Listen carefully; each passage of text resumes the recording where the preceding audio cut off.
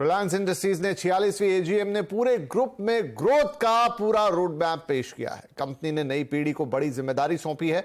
ईशा, आकाश और अनंत को रिलायंस के बोर्ड में शामिल किया गया है, तो वहीं नीता अंबानी बोर्ड से अब हट रही हैं, लेकिन वो परमानेंट इनवाइटी के तौर पे बोर्ड में बनी रहेंगी। इसके अलावा चेयरमैन मुकेश अंबानी ने जियो प्लेटफॉर्म्स, रिटेल, जियो फाइनेंशियल्स और न्यू एनर्जी से जुड़े कई बड़े ऐलान किए और बातें कही। जियो प्लेटफॉर्म गणेश चतुर्थी पर जियो एयर फाइबर लॉन्च करने जा रही है। कंपनी ने इस साल के अंत तक पूरे देश में 5G सर्विसेज का विस्तार का इरादा जताया है। साथ ही रिलायंस इंडस्ट्रीज के चेयरमैन मुकेश अंबानी ने जियो फाइनेंशियल्स के बीमा कारोबार में उतरने का ऐलान भी किया है। इसके अलावा न्यू एनर्जी में 2035 तक नेट कार्बन जीरो होने का लक्ष्य एक बार फिर दोहराया गया है। साथ ही चेयरमैन मुकेश अंबानी ने कहा कि नई टीम पूरी एनर्जी से भरी हुई है और अगले 5 साल तक वो खुद भी चेयरमैन बने रहेंगे और नई टीम को मेंटोर करते रहेंगे। Isha, Akash and Anant as first among equals of the next generation leaders have fully immersed themselves in every aspect of Reliance. They have been working with our senior leaders in some of the most exciting projects in consumer businesses, digital enterprises, O2C, and green energy and green materials.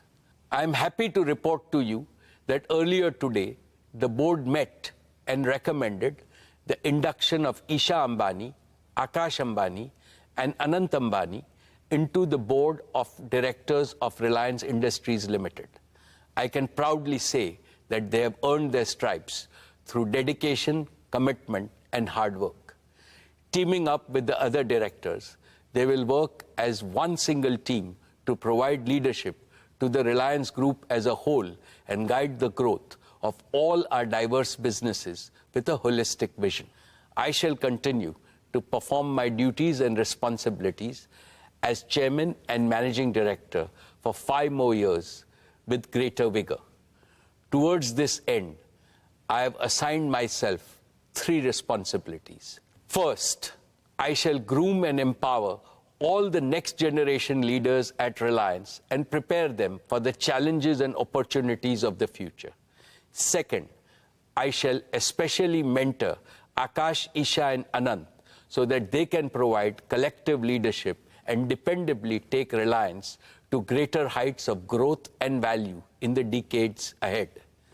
Third, together with the board and all my long-time colleagues, I shall further enrich Reliance's unique institutional culture, which has sustained your company's perpetual and exponential growth.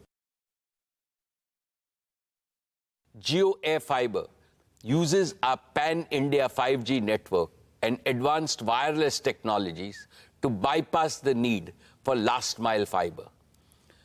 Through optical fiber, we can currently connect around 15,000 premises daily.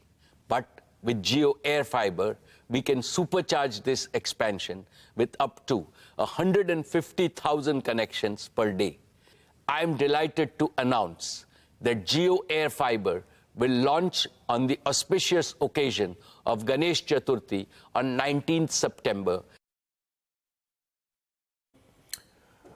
तो 19 सितंबर को जियो air fibre launch हो जाएगा। इधर जियो financial अब बीमा sector में entry करेगी। Company life और हेल्थ इंश्योरेंस सेक्टर में प्रोडक्ट बाजार में उतारेगी। आरआईएल की एजीएम में आज चेयरमैन मुकेश अंबानी ने इस बात का भी ऐलान किया। JFS will enter the insurance segment to offer simple yet smart life, general and health insurance products through a seamless digital interface, potentially partnering with global players. It will use predictive data analytics to co-create contextual products with partners and cater to customer requirements in a truly unique way. इधर retail को लेकर ईशा अंबानी ने AGM में क्या कुछ कहा वो भी आपको सुनाते हैं।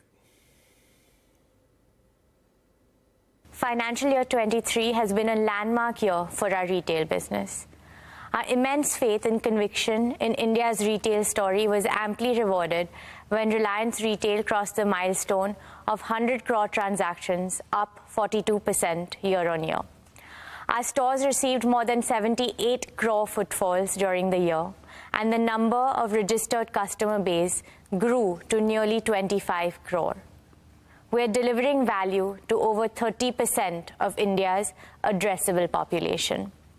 All this has made Reliance Retail rank among the top 10 most visited retailers in the world.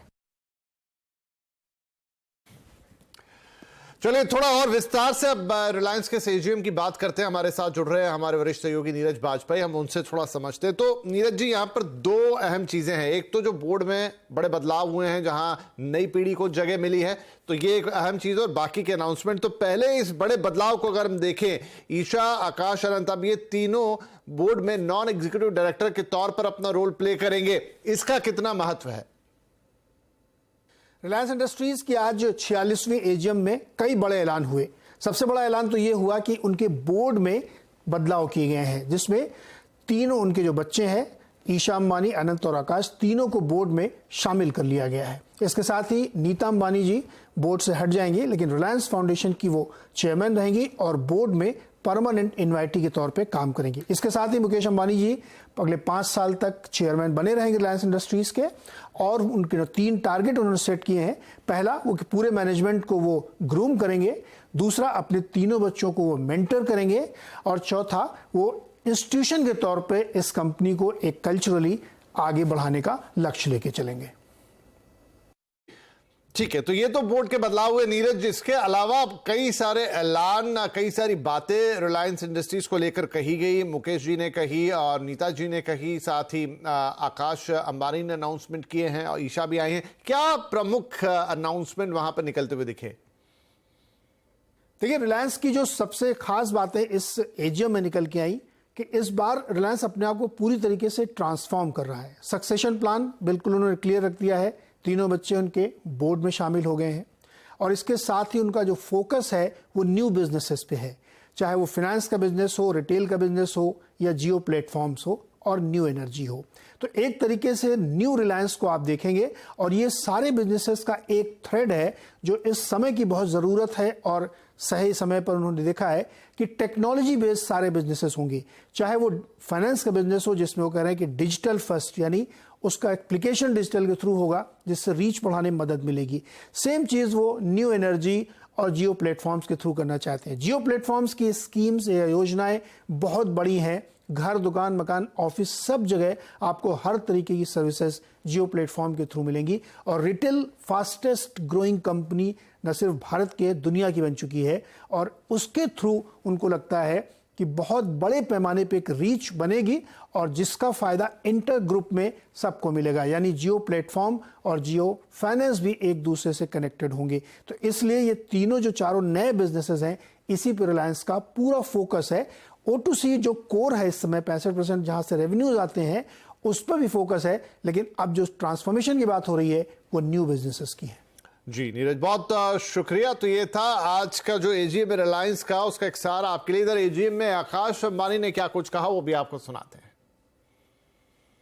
We're building a transformative platform that will change how Indian enterprises, small businesses, and technology startups interact with the digital world. Today, we're announcing the Jio True 5G Developer Platform, a comprehensive platform combining our 5G network, edge computing, and a spectrum of applications and services. It gives enterprises the control and options to activate network slices on demand, deploy application on Jio's multi-access edge compute locations, and access a diverse ecosystem of partner applications, all within a single platform.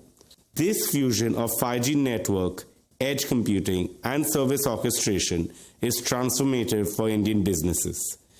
Jio True 5G Developer Platform enables secure, quick deployment of 5G edge compute and low latency applications, enabling faster, autonomous decisions, immersive experiences, and real-time edge AI. Enterprises can instantly unlock advanced network slicing capabilities, allowing them to independently establish and optimize network slices with regularity, thus enhancing their network resource management. This accelerates innovation, improves time to market, and reduces cost. Plus, our platform offers access to partner solutions, empowering enterprises to effectively deliver 5G use cases.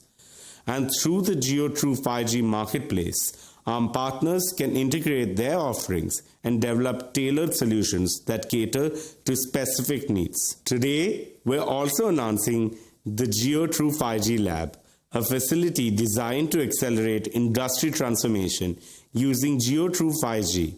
In this facility, our technology partners and enterprise customers can develop, test, and co-create multiple industry-specific solutions. The inaugural GeoTrue 5G Lab will be located at Reliance Corporate Park, acting as a nerve center for shaping India's 5G future.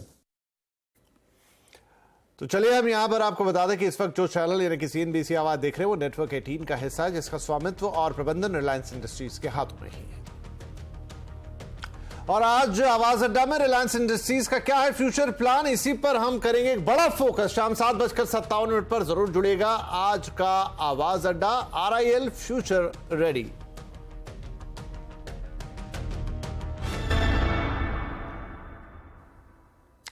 और अब बात करते हैं बाजार की। आज हफ्ते के पहले दिन और रिलायंस AGM के दिन बाजार में हल्की बढ़त रही। इसी के साथ आज बाजार चढ़कर बंद हुआ। सेंसेक्स 110 पॉइंट चढ़कर 64,997 पर हुआ पहुंचा, तो वहीं निफ्टी 40 अंक चढ़ा और 19,306 पर बंद हुआ। आज सबसे ज्यादा खरीदारी फार्मा, रियल्टी और PSU बैंक्स में देखने को मिली। FMCG और IT सेक्टर में आज दबाव का दिन रहा।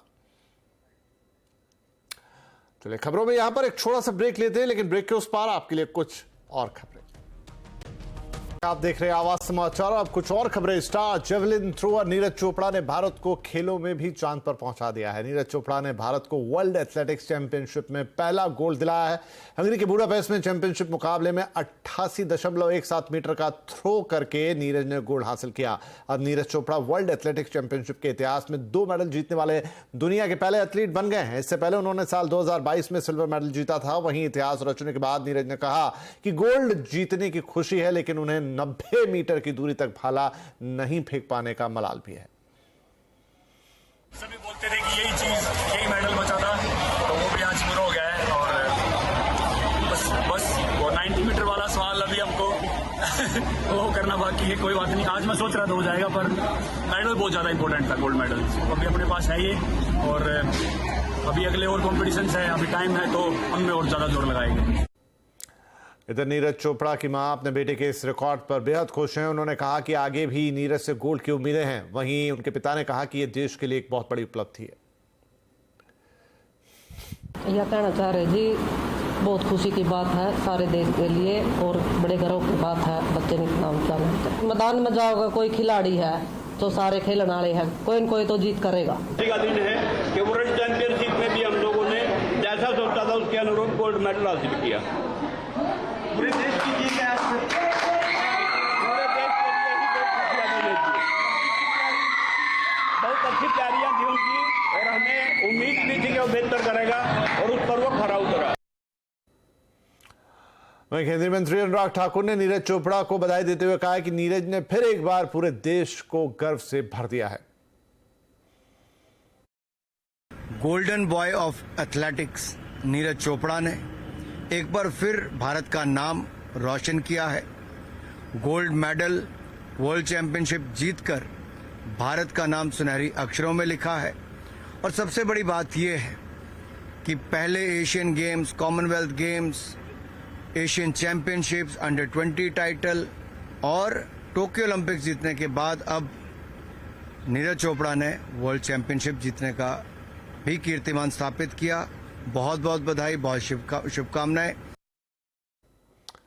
अब बात करेंगे चंद्रयान की। चंद्रयान 3 को सफलता मिलने के बाद इसरो अब सूर्य, शुक्र और मंगल पर जाने की तैयारियां कर रहा है। 2 सितंबर को इसरो अपना सन मिशन यानी आदित्य L1 लॉन्च कर सकता है।